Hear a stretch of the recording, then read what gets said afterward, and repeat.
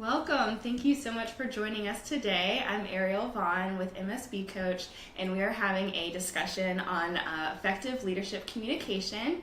And I'm just going to introduce myself really quick and then introduce my guests. Joining us today are Mark Dunn from UVA and Michelle Braden, the President and CEO of MSBCoach. But I am the Client Relations Supervisor of MSBCoach and also a Millennial Coach as well. And just a little plug for myself, you should check out our previous Facebook Live video from last month on millennial coaching, where we discussed the importance of millennials and leadership and millennial coaching as well. So I'm going to pass the torch. Mark, would you introduce yourself? Yeah, so hello everyone. I'm Mark Dunn, the Director of Talent Management at UVA, University of Virginia, and also the Talent Strategy Officer at University of Virginia Health System. So thank you for joining us today. Thank you. Yeah, absolutely. Well, hello, my name is Michelle Braden, and as Ariel already said, I am the president of MSBCoach here. And I'm going to build on her plug because she just got extra work by doing such a great job last month on the Facebook Live. So I was out of town and not able to run it, and Ariel not only ran it, but participated and contributed.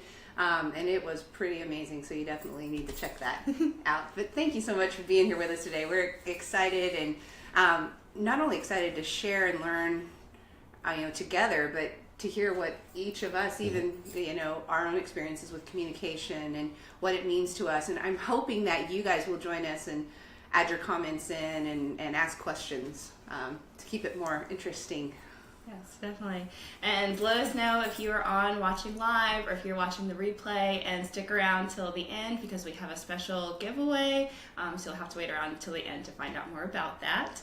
But to get started with our discussion today, how would you all define effective communication? Oh, what was that? I just got voluntold from it's communication right there. That's nonverbal communication that I just picked up on really quickly. I thought we all agreed that we were going to look at Mark when we asked these questions. Communication that I just picked up on really. To me, communication is one thing. Effective communication is something very different, because we can be communicating and just putting information out, but unless somebody's receiving it and understanding it, then I don't think it's truly effective communication. So I think I would say for communication, it needs to be a two-way street. So there is a sender and a receiver. The communication is clear, it's understood, and received. And it is going both directions. I think communication going only one way, I have rarely found that that's effective communication. So that's kind of a long definition, but that's what I would say. What about you, Mark? Yeah, I actually agree. So I'm going to take what you had and just add some components of it on the end, which are nowadays we also have to look at how we operate in a social media medium, right? So only on the phone, in person, you're texting, you're tweeting, Snapchatting, everything that you do is a part of communication. So how we convey and receive and making sure we take the time to honor that medium is extremely important. Yeah. Yep.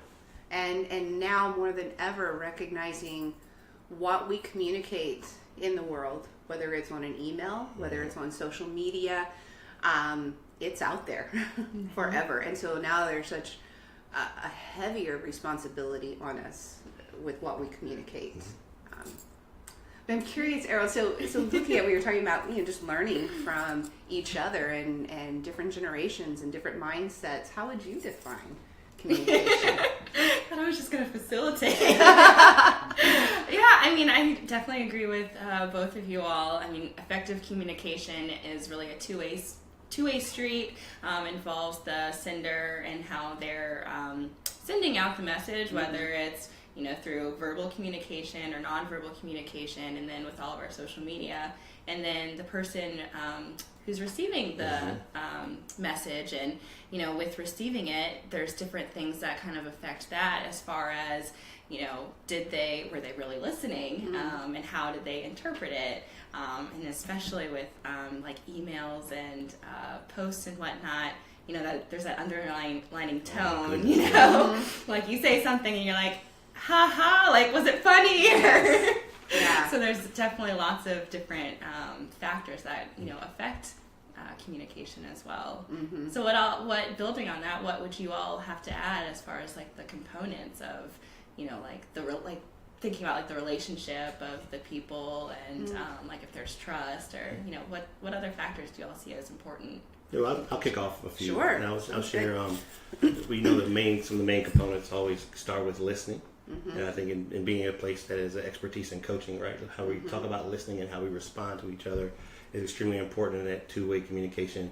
And also part of the trust building would be how do we listen with empathy and really take care of the other individual no matter what how the conversation is. I think about messages I have in conversations with my son who's 7, and sometimes he tells me, "Dad, you're just not getting me." And I say, "Am I not listening? Am I not saying something right? Am I not relaying what you're saying back to me? Help Daddy understand." And in those conversations, by asking to follow up and being more empathetic to his need to be understood, it actually has a more rich conversation. So I think those would be two components I would add. Yeah. Well, and wouldn't it be nice if we in the workplace could also be that forthright? And because so many times we are communicating, but we're not really effectively communicating. So we've got emails going back and forth. We've got conversations happening in the hallway, formally and informally. But how much are we really communicating? How clear are things? How much redundant work happens because effective communication isn't happening? But I think as far as the components, what you guys are talking about, without that foundational element of trust, I think that is so important because that really depends on how we receive a lot of the information is on if we trust the person. And especially, if Mark sends me an email and I typically like a, "Hey, how are you?" type thing, and he just hits the ground, if we don't have a relationship, I could be easily offended by that and put off by that. But if we have a relationship, it's just like, "Oh, hey, Mark's in a hurry, he needs this quickly, it's okay," or vice versa. So I think that that when I go slow, I go fast. Slowing down to make sure we've built relationships so that we can also give each other the benefit of the doubt, because communication isn't always going to be perfect. I think the other component, there's many components, but I think asking questions, asking really good clarifying questions of people when we don't understand something or we don't feel like they're getting us, like your son said, or we don't understand. I think too many times we're in such a hurry, we just take that little bit of information or we scan something and then we start running with it, and that's where we end up having to do things more than once, or somebody else is doing something and we didn't get clarification, or we do the wrong thing, and it just becomes extremely frustrating, especially in this world where so much communication is done virtually. You said some key things I would like to even kind of support, which is in the workforce today, in the workplace, many times you're starting off many relationships with some type of communication of email, or you see a person in the hallway and you're saying, "Hey, how are you doing?" But many times we don't ask the other individual, what would be an ideal way to communicate? What would be an ideal way for us to contract on setting expectations or getting a chance to know each other? And I know that's many times one of the things that we struggle with the most at work is how do you start a trust building relationship? Right. How do you start off right? Right. And sometimes the having the courage just to ask a preference does help you. So I really wanted to support that. Yeah. That's a really good point. I think you had mentioned we're going to talk a little bit about different personalities maybe a little later on, so I don't want to jump the gun. But yeah, that's another piece of it, is just understanding everybody doesn't prefer the way we prefer to be communicated with. And boy, as a younger leader, and I still have to remind myself of this, but I can remember when email came out, I was like, "This is saving the world. Now we can get so much more done." And realizing, like, the hard way that I had to stop only communicating that way. I still needed to actually talk to people, and how important that was. Yeah. I love what you guys have been saying, and especially, like, I love your example about, like, "Dad, you're not getting me," and that's pretty much communication, is you understanding what the sender is saying and what you're picking up on, and especially like in the workplace, you want to be understood and make sure you're heard. So I think that's really an important thing, is we need to make sure that when we communicate with people, that we provide communication in a sense for them to get, but also the responsibility as a receiver, if you're receiving information and you're not getting it, be honest and say like, I don't get what you're saying, or, can you elaborate? And, it goes back to asking questions and stuff. So it's definitely a continuous dialogue to make sure, you're picking up what they're putting down. And building on that, Ariel, you bring out a really good point, because so many times as leaders, we are just pushing. It's not a two-way street. We're so busy pushing so much information out there. And I guarantee you, if someone's not coming back with questions, everything's not clear. You have not created a space, because there's no way everything we put out there is 100% clear. And Ariel and I have gotten to where, and not just in our communication, but our communication, internally, externally, is at the end, is everything clear? Did this make sense? And if it is a virtual conversation, at minimum, we want back a yes. Yes, that was clear. Because otherwise, there's also, did that email get lost? Was it actually received? Did it, So the two-way street is so important, even when it's virtual. Yeah. So going off of that, how can leaders manage the different types of communication effectively? Like, what have you found helpful in as far as managing the different emails and phone calls or texts, but also how do you correlate that to who you're communicating with? Like, how do you manage it all? So one way that I try my best to manage different types of communication is I try to think about how to be as clear and concise as possible. So not overly concise where I'm just going to give you one bullet replies, but I do have to think about there's some people that don't have the capacity to be able to really discuss every emotional thing that I want to talk about and my feelings as I'm working through a project. So what we have to do is we work towards giving a clear format in our emails around what is the purpose of this email. Here are the things that I'm asking you directly. Here are the time frames or deadlines that I'm trying to expect of you. And are there any questions? Please do not move forward without asking me any question, because I will tell everyone all the time, I can see your question mark on your forehead.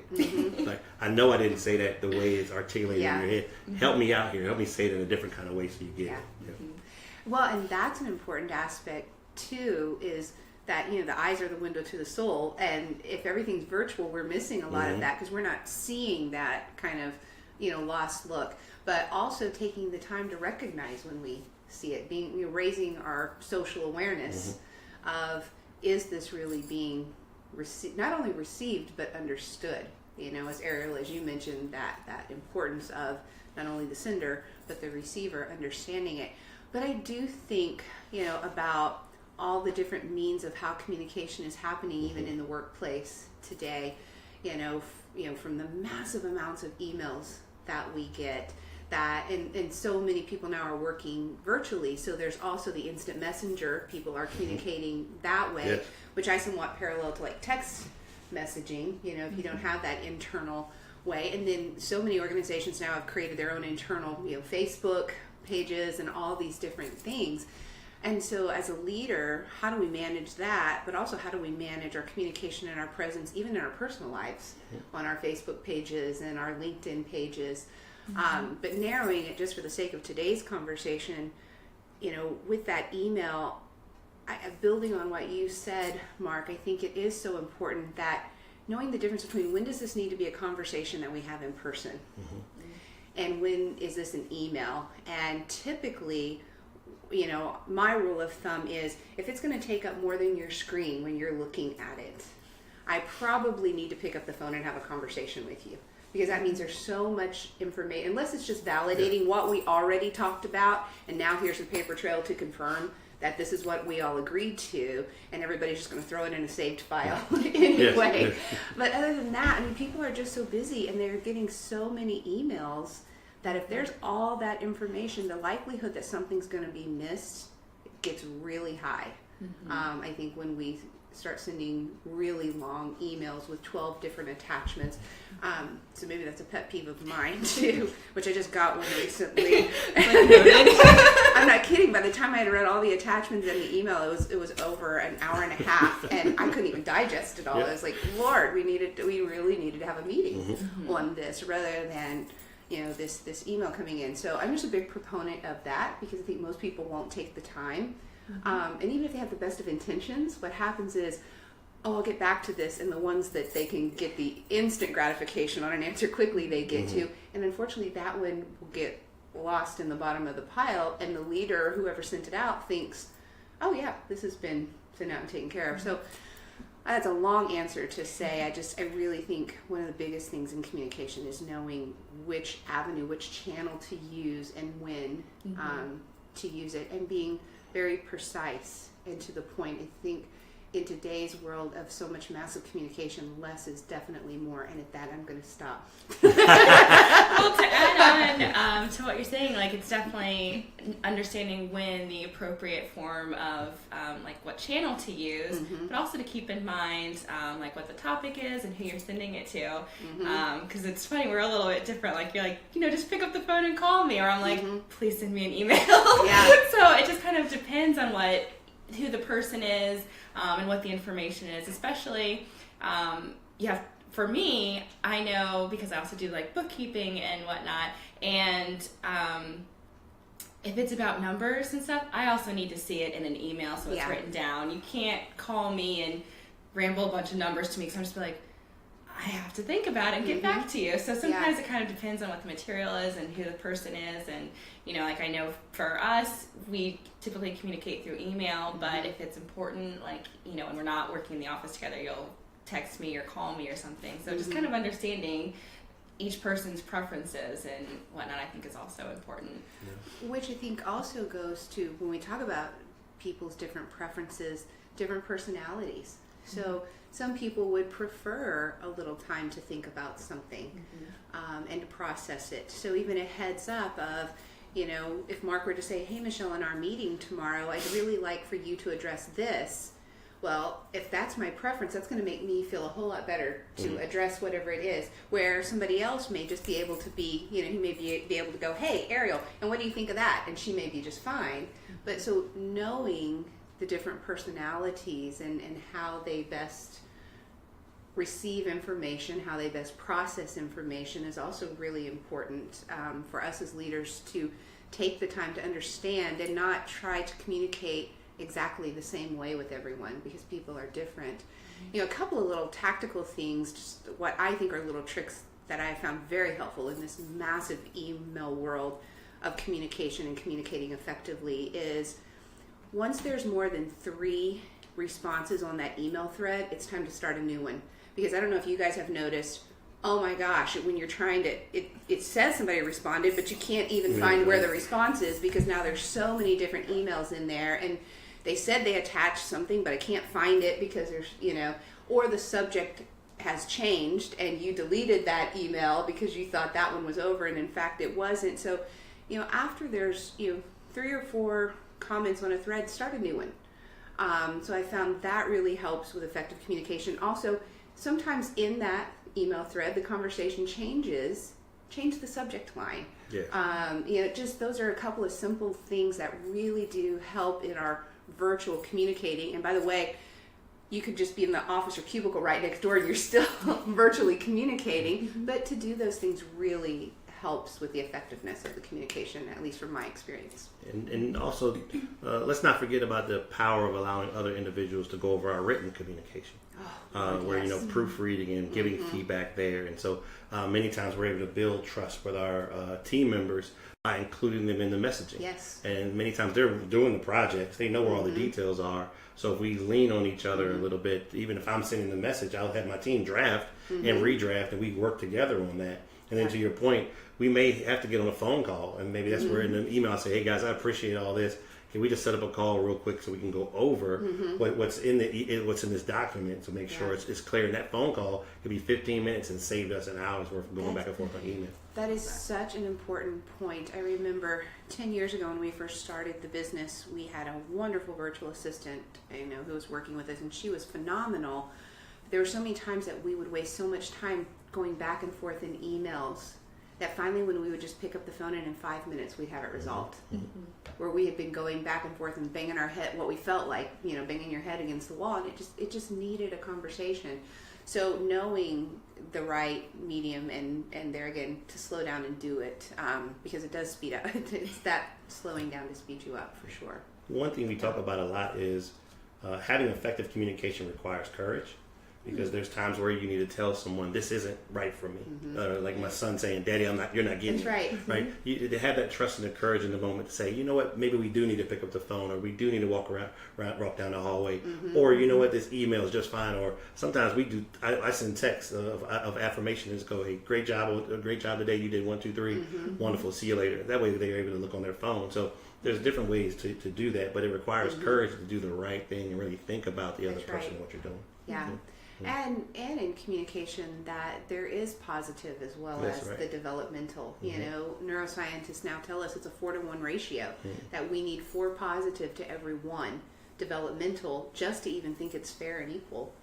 But I wanted, before we move too quickly on about the collaboration of proofreading and having somebody check your work and coming together. You know, it's one thing if we're communicating internally and they're just fast back and forth and it's not even always, you know, punctuated or grammatically correct. But if something's going to go outward, you know, I think we can unintentionally lose credibility with just the slightest errors. And, you know, I know this is going out, you know, when you're trying Facebook Live, it can go anywhere, but just in our community here in Charlottesville, you know, it's a very intelligent community and people are going to catch if there's the slightest error. And, you know, it completely, as a leader, can discredit us. Yourself as a leader, your team, your organization. That's right. That's right. All those things can be negatively impacted if we don't take the time. It becomes this huge residual effect. Yeah. Exactly. And building off of that, what are some other impacts of ineffective communication? Like what have you all experienced from communication, you know, not going as well as anticipated? One good example is recently tried to send out some communication to my team around just some expectations and goals. And during that communication, I thought I had laid out everything pretty clear, but I missed like 3 key things that I should have added to the email to really say what I'm expecting and how do I get this back in a timely manner, and here's the date. I didn't like really hammer that home. And so a lot of people left that have received that email knowing they needed to do something, even understood the key parameters of the project, but the time frame became something where they kind of started swimming and stirring around a little bit, and someone had the courage just to send me a note on the side and say, "Hey, when do you need it?" Yeah. Oh man, yeah, I'm sorry. Thank you very much for that. Yeah, so sometimes you could do everything you try and still fall a little short, but thank goodness for good team members who kind of can save you. Yeah. Well, and unfortunately, the absence of information, if we don't ask for clarification, we start making up stories. Yeah. And we start, you know, we just naturally start filling in the blanks. And so, you know, that question of, you know, that you asked, Ariel, what happens when there's not effective communication? You just gave that real life example of it. And so, you know, what we were saying at the beginning, redundant work happens, or people doing things the wrong thing. Or multiple people doing something, and just going in different directions, and then the frustration that comes from that. You know, that I spent all this time and I did this and it wasn't even the right thing, but that's what you said in your email, or at least that's how I took what you said in your email. So that goes back, and I love the word you use, Mark, of courage, of, you know, just saying, hey, I'm not sure I understand this, or I'm not sure I'm clear on this, or what time frame did you need that? Because we know for every meaningful conversation that doesn't take place, we lose 8 hours of work time. So you go, oh, how is that possible? 8 hours of work time. Well, let's see. Mark sends me an email what it is that I need to do. I'm not totally clear. So I start something. I say to Ariel, hey, Ariel, did you get that email too? Yeah. She's like, what do you think Mark wanted? I don't know. And before you know it, we're talking about something else. Now, all this, we're losing time, right? And then we both we agree together what we think it is. We spend 2 or 3 hours working on that thing. Mark comes back and says, hey, can I see how this is going? We show him. He's like, no, that's not what I said. And then, all right, let me send that email out again. He sends the same email. So you just see this perpetuation. So for every meaningful conversation, and a meaningful conversation is we are all on the same page, we lose up to 8 hours of work. So you think, wow, talk about hitting the bottom line. That lets us know how important effective communication is. And then outside of credibility, you think you could you could easily have someone speaking in an auditorium or speaking in front of a meeting where they can see faces, but they're still not delivering the messages clearly, and maybe even attempt at jokes or attempts at a certain statement, and next thing you know, they've lost the room, or they've upset someone, or different areas like that. And now, again, not only have you've lost that person throughout that meeting, you may have lost that person for some time. Now, how do you go back? And if they don't let you know, you may never be able to recoup that. So miscommunication or ineffective communication is something that you see each and every day. And one of the things we talk a lot about on our team is don't let us walk around. If we're the Pauper's children, we should all have shoes on. So don't let us walk around without shoes. If you see something happening, stop it, pull the cord, say this isn't working, or say, hey, Mark, you tried this analogy the other day, it didn't land. You know, let's come back to it. Let's try something. That different. joke's not funny. Yeah, it's not working. It's not working. You know, but we need people to be able to bring us back, because we're not always aware. As leaders, we're not aware, and we're trying our best to get there. And holding each other accountable and supporting each other was what you're talking about, because we're in this together. And I know we need to move on, but the one thing the one thing I'll say is timing as well. Something you said, Mark, triggered that in my mind.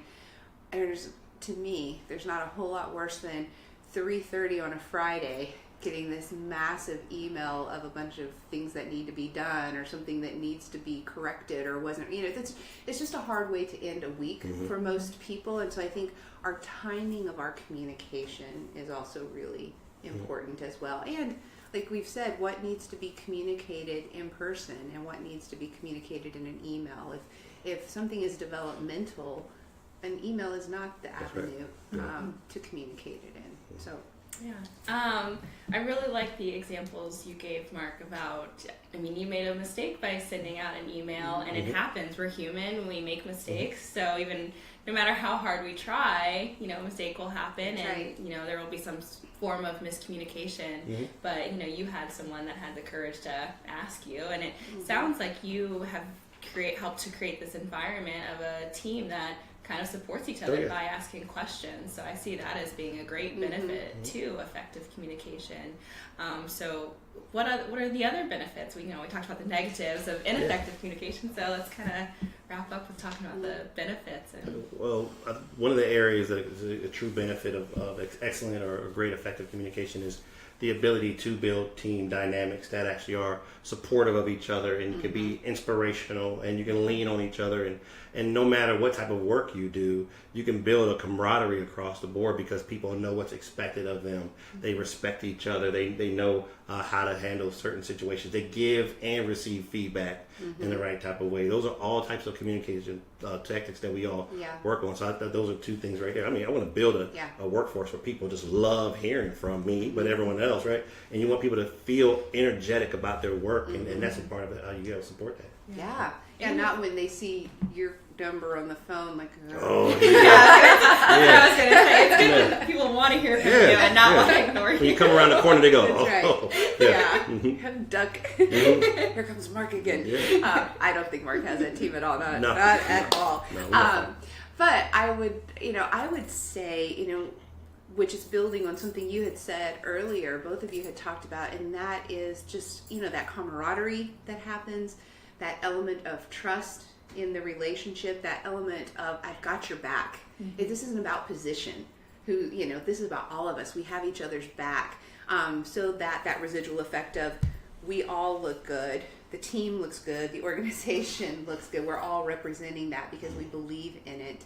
And I think back, it's funny, as you guys were talking, I thought about, this was a few years back, I don't know if you guys remember the Katy Perry thing that went viral on Twitter. We're at the iHeart Music Awards, and she had the spinach in her teeth, and then she posted that picture, and she said, now taking applications for real friends. And I think, isn't that a part of what you're talking about in the workplace, that if I'm doing something and it's not effective, it doesn't matter if I'm the boss or not. That you care enough to tell me that, hey, that whole metaphoric, you got spinach in your teeth. Hey, this isn't working. That there was a typo in there.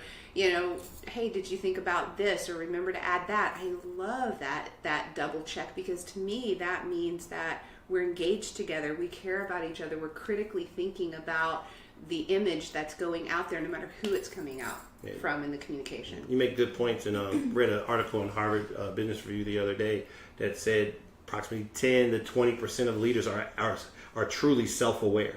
So that means you got 70 to 80% who are not, right? And you're going, or 80 to 90, and you're going like, what's going on? But I think a lot of it comes back to communication and the people who are around them. Yeah. Where the better your communication, the more your leader and your team members become more aware of the things that they're doing well, the areas for opportunity, and how they continue to grow. Yeah. They'll know that all those times they have something in their teeth. Someone will say, hey, you need to fix that before you go into that meeting the other day. So go ahead and check on that. Yep. Because you created a safe environment, and that's the part that's so important for the leaders to have done, is to have created that environment where that sort of communication can happen. Which, putting in a plug, I was actually just coaching someone this morning, and it was our first session, and he asked me, he said, what got you into coaching? And I said, because I had a coach.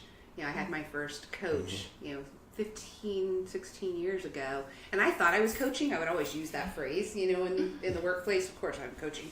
But boy, when I experienced real coaching and the self-awareness that it helps to bring about, and then, of course, then you choose what you're going to do with that self-awareness. How will you self-manage now? That's right.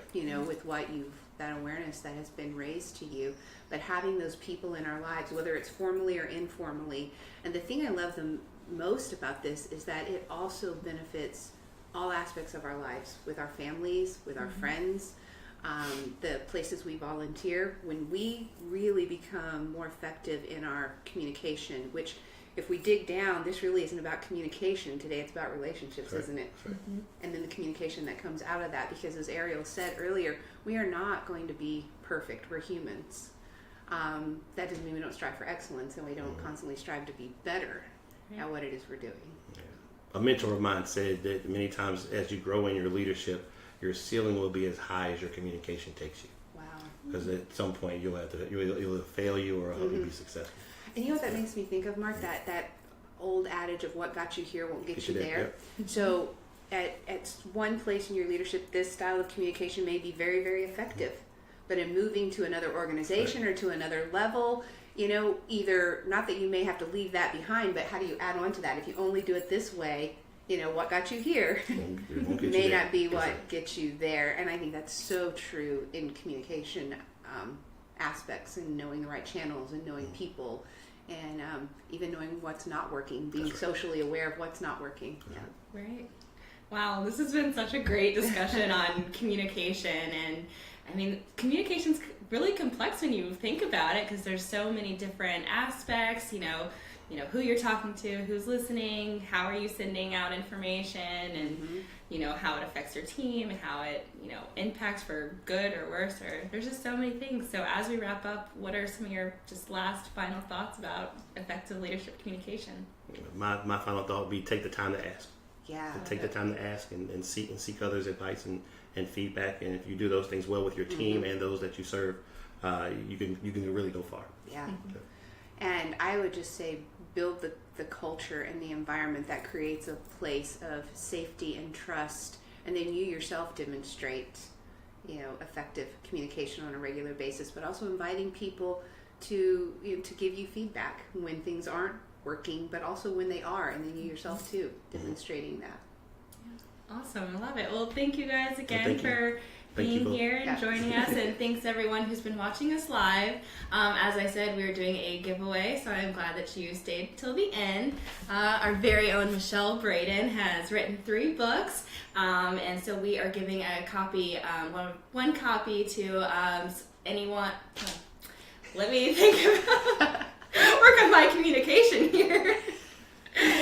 Please leave us a comment about one of your takeaways from our discussion, and we will pick one winner at random to decide which book they want to get. Yeah. We have Stand Out, which is individual.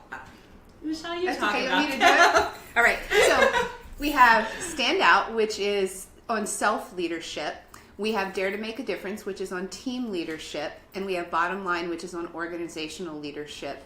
And these books were written so that basically what you're doing is you're reading an entry each day, and then you have activities that you do along with that entry. So some of it may just be reflecting, some of it is writing and answering questions, some of it is going to your colleagues and asking for their feedback, or getting some response from them. So the point with these is to really help to create new patterns and habits, because I think so many of us read books and it was a great book and then it goes on the shelf. But this is really to get the reader much more engaged. And this was Ariel's great idea to do this. So I'm sorry you got a little tongue tied over there, because I really was excited about this great idea, but it's okay. You still communicated it very well. And that's another piece of effective communications, that we can laugh at ourselves, because every single one of us make mistakes for sure. But yeah, I would just say, make a comment, share something with us, let us know which book you would want, and then I think Ariel's gonna do a drawing and pick a winner and get the book out to you. So awesome. Thanks so much, you guys. Yeah, thanks for joining us again. And our next Facebook Live will be in May, on May 17th, about leading virtual teams. So I hope that you can join us then. And until next time. Wow, and what a great foundation, talking about communication, since we're going to be talking about leading virtual teams next time. So bye, everybody. Thanks for joining us. Bye. Mark, thanks so much for making the trip over here. Thank you very much. Long trip across the street.